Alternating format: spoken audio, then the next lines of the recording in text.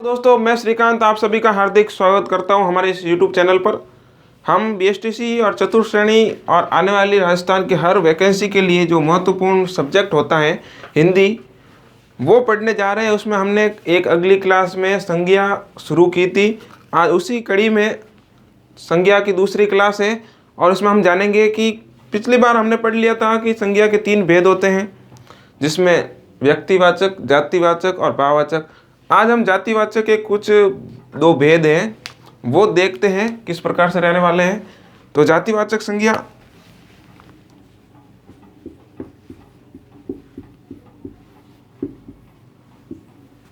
ये अपनी जातिवाचक संज्ञा, इसके 2 भेद होते हैं जिसमें हम बात करें।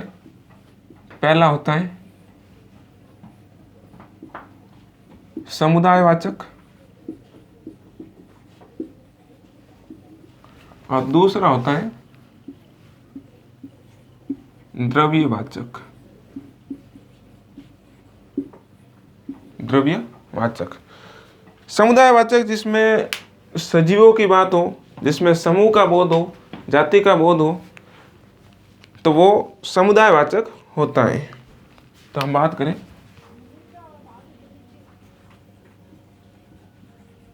जिसमें समूह का, जाति का बोध हो, और द्रव्यवाचक, द्रव्य का मतलब होता है पदार्थ, जिसमें निर्जीव का बोध होता है। इसमें एक और चीज लिख देता कि जिसमें सजीव का बोध। ओके, इसमें होता है पदार्थ का बोध, यानी कि द्रव्य यानी पदार्थ होता है, तो पदार्थ निर्जीव। जिसमें हम बात करें लकड़ी, पत्थर, लोहा, मिट्टी, इस प्रकार से ये द्रव्यवाचक हो जाएगा। और ये हो जाएगा समूहवाचक, जिसमें लड़का, पुरुष, लड़की,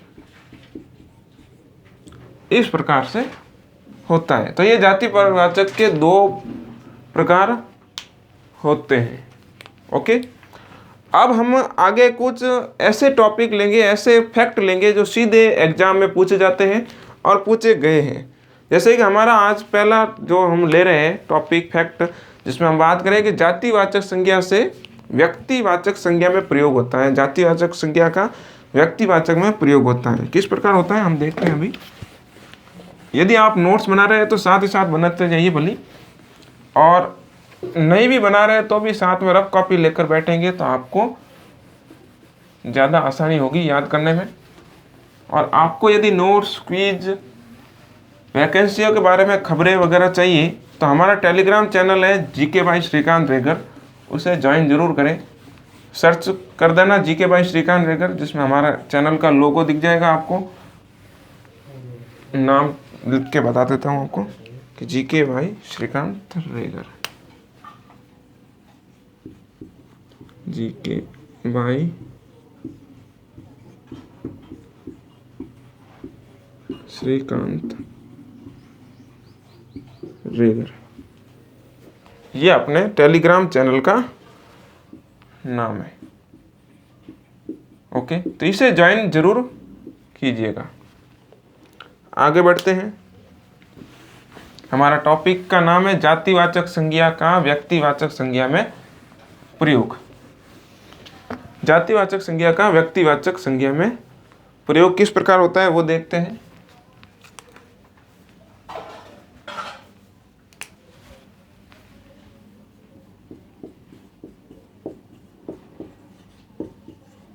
जातिवाचक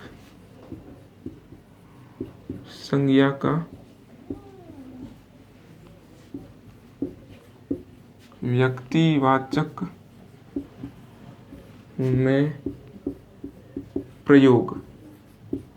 ओके, यानी कि कोई एक शब्द ऐसा होगा जो जाति का बोध कराता है, लेकिन उसका शब्द का प्रयोग किसी व्यक्ति विशेष के लिए होता है। जैसे हम बात करें नेताजी एक जाति का बोध कराता है, ओके, तो हम बात करते हैं कि नेताजी किसी जाति का बोध कराता है, लेकिन हम कहें कि नेताजी ने कहा था कि तुम मुझे खून दो मैं तुम्हें आज़ादी दूंगा, तो ये किन के लिए प्रयोग हुआ? किसी व्यक्ति विशेष जो कि सुभाष चंद्र बोस है, उन्हें हम नेताजी कहते हैं, तो उनके लिए प्रयोग हुआ है। तो हम बात करें कि नेताजी शब्द,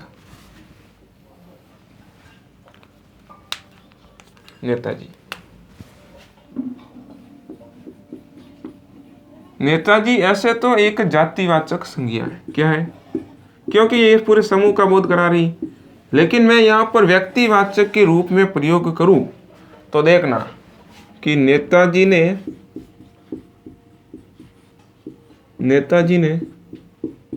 कहा था कि तुम मुझे खून दो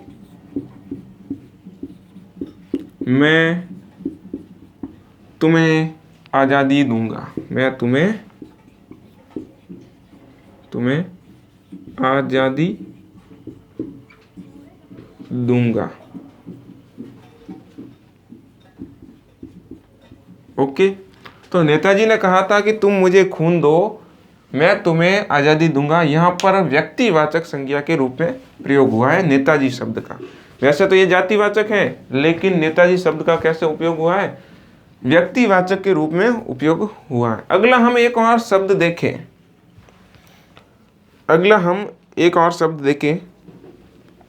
कि एक शब्द लेते हैं हम,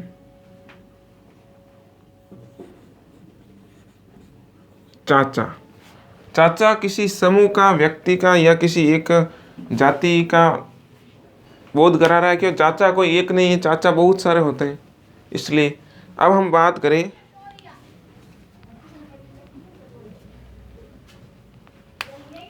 कि चाचा नेहरू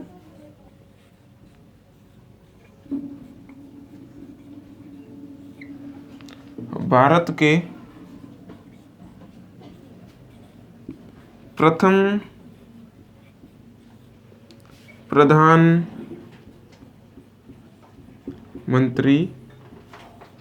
बने थे। तो यहाँ पर चाचा जो है वो एक किसी व्यक्ति के लिए प्रयुक्त हुआ है। तो इस प्रकार जातिवाचक संज्ञा का व्यक्तिवाचक में प्रयोग हो रहा है, आपको देखना है कि किस प्रकार प्रयोग हुआ है। अगला हम लेते हैं कि व्यक्तिवाचक संज्ञा का जातिवाचक में किस प्रकार प्रयोग हो रहा है। तो व्यक्तिवाचक संज्ञा का जातिवाचक संज्ञा में प्रयोग किस प्रकार करते हैं।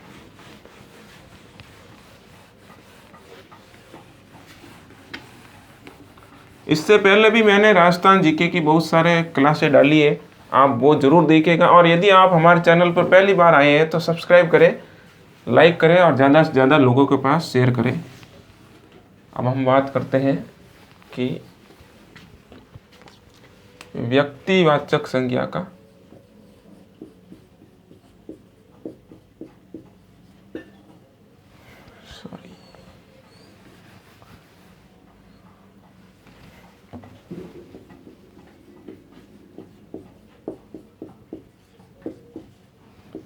व्यक्तिवाचक संज्ञा का जातिवाचक में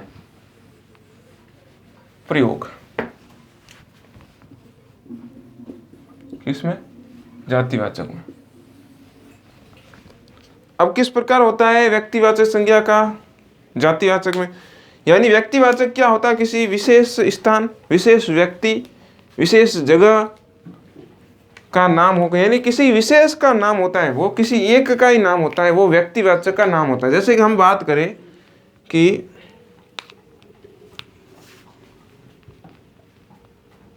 मैं एक वाक्य लिखता हूं कि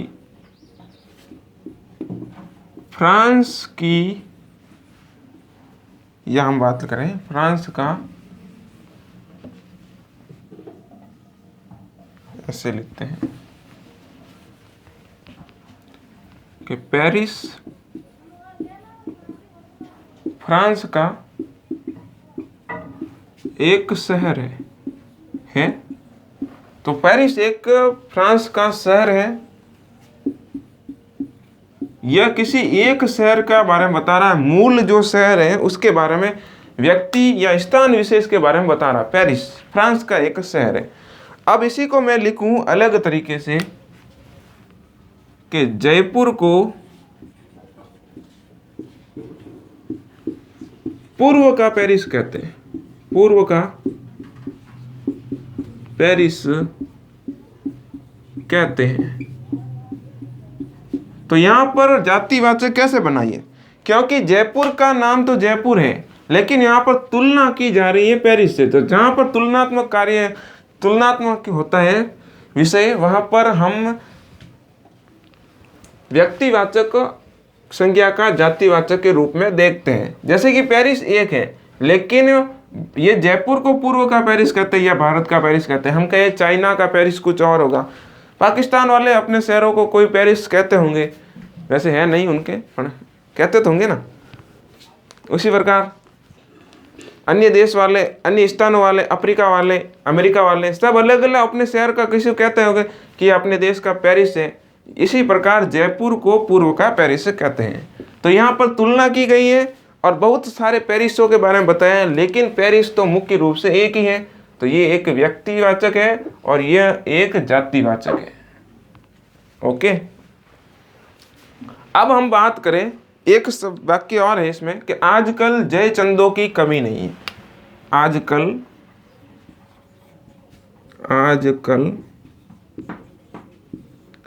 जयचंदों की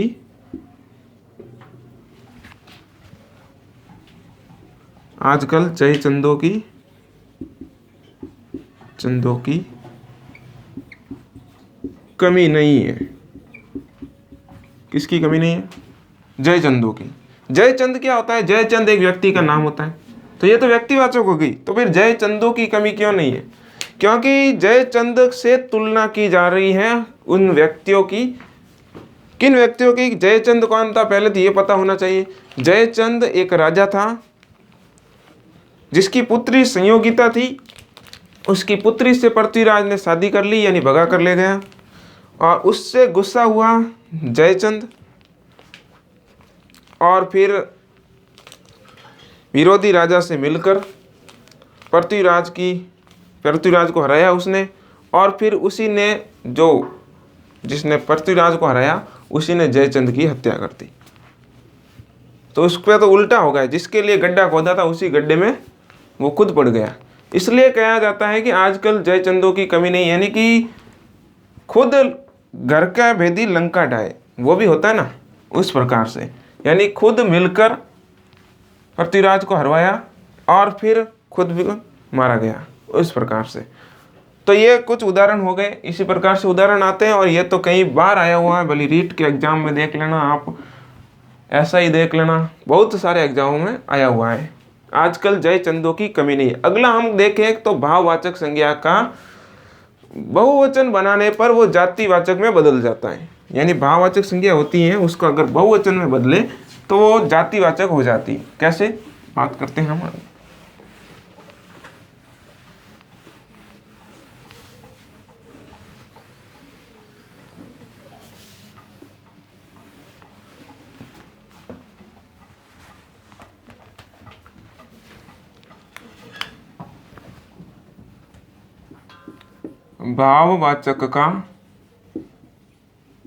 भाववाचक संज्ञा का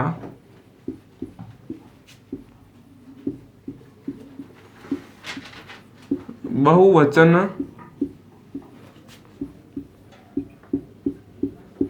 बनाने पर जातिवाचक संज्ञा में बदल जाती है। बनाने पर जातिवाचक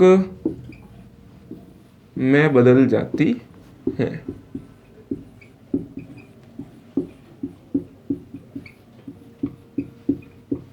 ये जाति है और ये जाति, यानी कि ओके। अब हम बात करें कि भाववाचक संज्ञा का बहुवचन बनाने पर जातिवाचक में किस प्रकार बदला जाता है। जैसे कि चोरी एक भाववाचक संज्ञा है, जवानी एक भाववाचक संज्ञा है, मेहरबानी एक भाववाचक संज्ञा है। तो हम बात करें जैसे कि चोरी, चोरी, जवानी, मेहरबानी।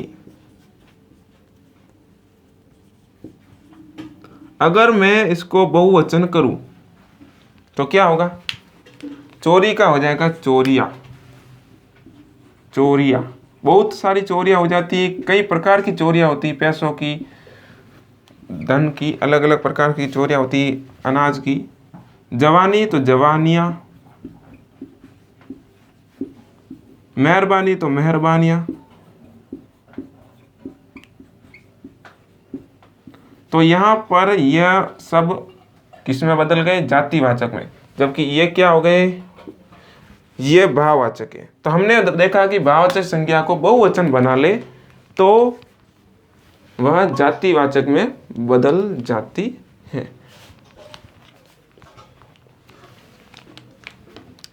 अब हम बात करें कि जातिवाचक संज्ञा के पीछे प्रत्यय लगाए तो वह भाववाचक में बदल जाती है। जैसे प्रत्यय हमेशा शब्द के पीछे लगता है और उपसर्ग हमेशा आगे लगता है। तो ये भी टॉपिक है हमारे सिलेबस में, हम पढ़ेंगे धीरे धीरे आराम से समझते हुए। तो हम बात करते हैं कि जातिवाचक संज्ञा के